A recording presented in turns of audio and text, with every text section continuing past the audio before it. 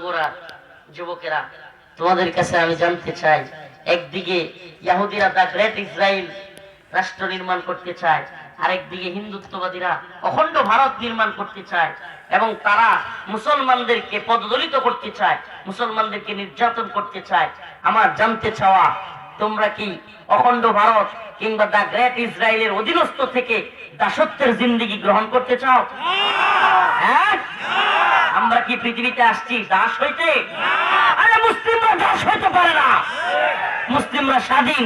আন্নাল আরদ ওয়ারিসুহা ইবাদিয়াস সালিহুন, আল্লাহ বলেছেন এই জমিনের মালিক আমি, আর আমার এই জমিন উত্তরাধিকার সূত্রে ইবাদিয়াস সালিহুন নেককার বান্দাদেরকে আমি দিয়ে দিলাম।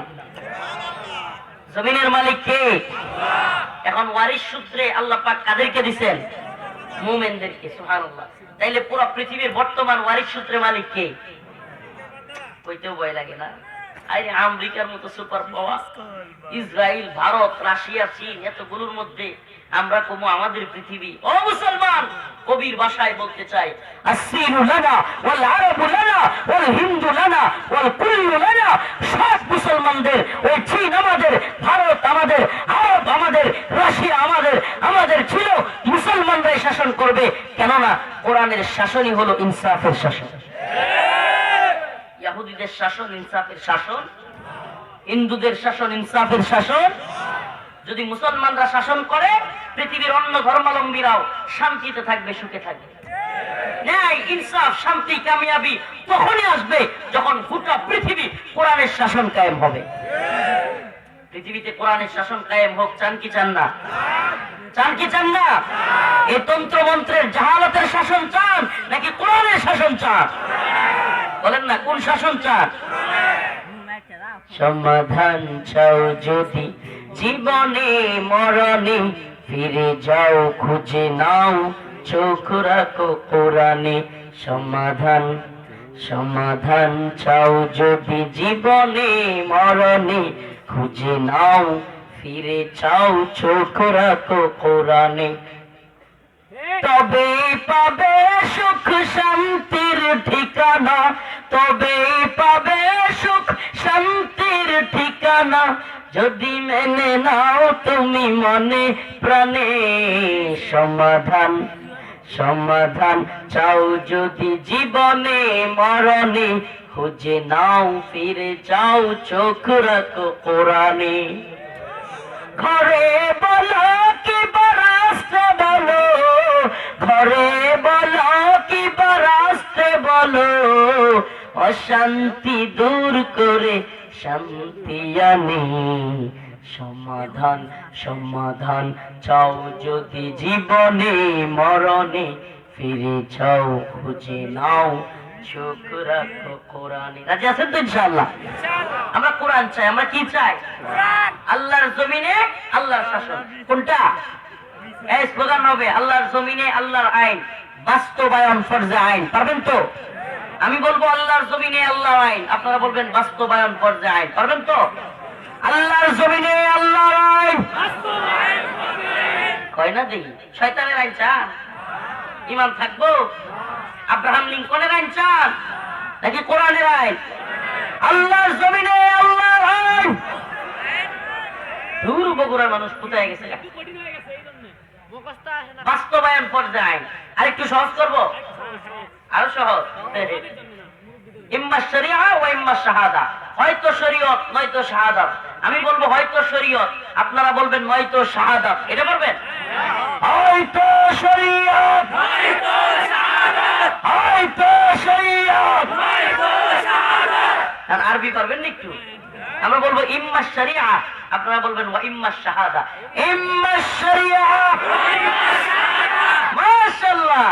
ইম্মা শরিয়া ওয়া ইম্মা শাহাদা, হয়তো শরীয়ত নয়তো শাহাদাত, হয়তো শরীয়ত নয়তো শাহাদাত, নয়তো শাহাদাত, নয়তো শরীয়ত।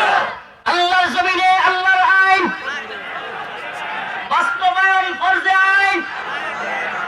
এটা মুখস্থ করা দরকার। আল্লাহর জমিনে আল্লাহর আইন, বাস্তবায়ন ফরজে আইন।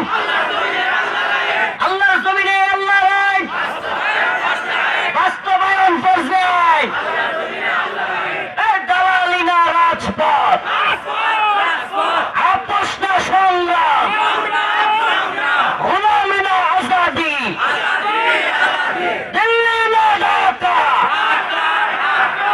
মাশাআল্লাহ, চেতনা আছে একটু। এই চেতনা ইমানের চেতনা। এই চেতনা গাঞ্জা খাওয়ার চেতনা না, শেখ মুজিবের গাঞ্জা খাওয়ার চেতনা। গাঞ্জার কলকি যার মুখে থাকতো হের আবার চেতনা।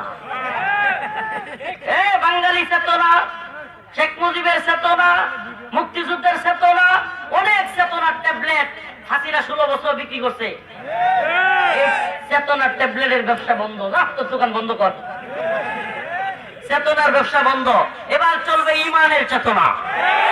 কিসের চেতনা?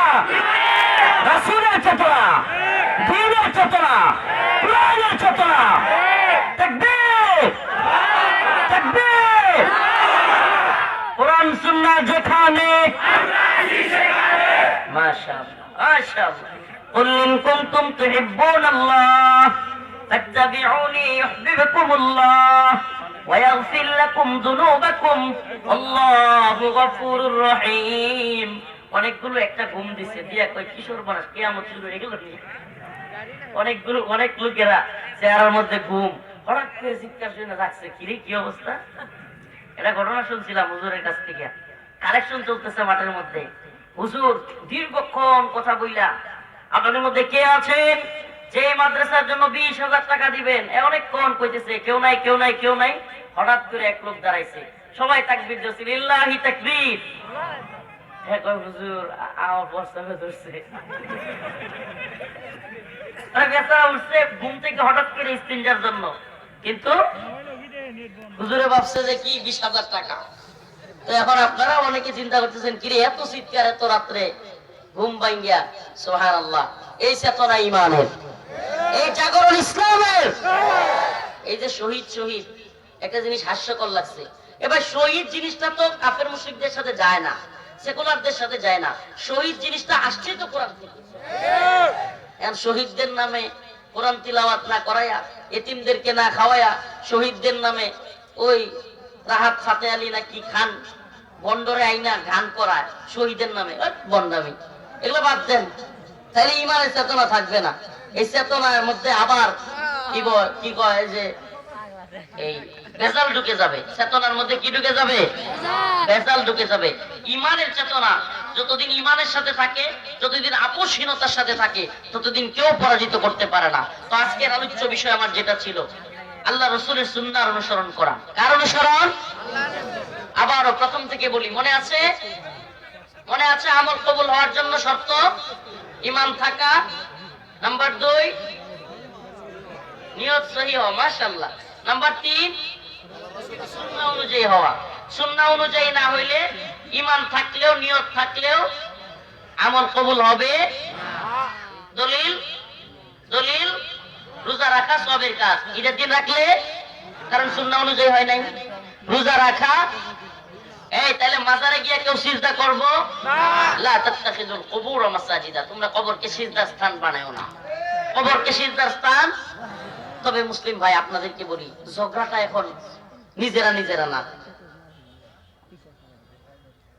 ঝগড়াটা এখন নিজেরা নিজেরা না, ঝগড়াটা হবে কাফের মুশরিকদের সাথে। কাদের সাথে? মুহাম্মাদুর রাসূলুল্লাহ ওয়াল্লাযীনা মা'আহু আশিদ্দাউ আলাল কুফফার রুহামাউ বাইনাহুম। আল্লাহর রাসূল এবং তার সাহাবায়ে কেরাম আশিদ্দাউ আলাল কুফফার, কাফের মুশরিকদের সাথে শক্ত ছিলেন। রুহামাউ বাইনাহুম, কিন্তু নিজেরা নিজেদের মধ্যে কেমন ছিলেন? নরম। সুবহানাল্লাহ, নরম ছিলেন নিজেরা নিজেদের মধ্যে। তাহলে আমরা টঙ্গিতে গিয়ে কি পালোয়ান সাজবো? মুসলমানদের মাথায় আঘাত করবো? হ্যাঁ?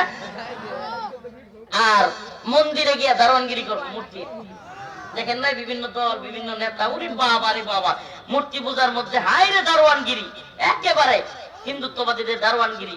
এখন যখন চট্টগ্রামে সাইফুল ইসলাম আলিফ ভাইকে এরা জবাই করে দিছে, মুসলমানদের বিরুদ্ধে ষড়যন্ত্র করতেছে, ইসকন লক্ষ লক্ষ লোক নিয়ে বাংলাদেশ দখলের, ভারতকে উস্কানি দেওয়ার ষড়যন্ত্র করতেছে, এখন কিছুটা হইলেও মানে হুঁশ ফিরছে না, বুঝে আসছে।